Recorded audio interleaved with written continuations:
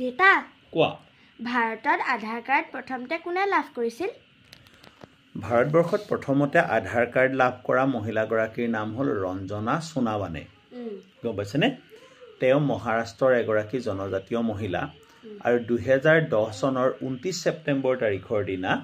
তেওঁ প্ৰথম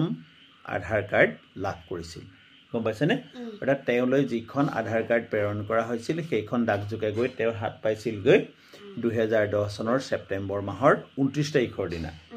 আৰু সেই সময়ত ভাৰতবৰ্ষৰ প্ৰধানমন্ত্ৰী আছিল ডক্টৰ মনমোহন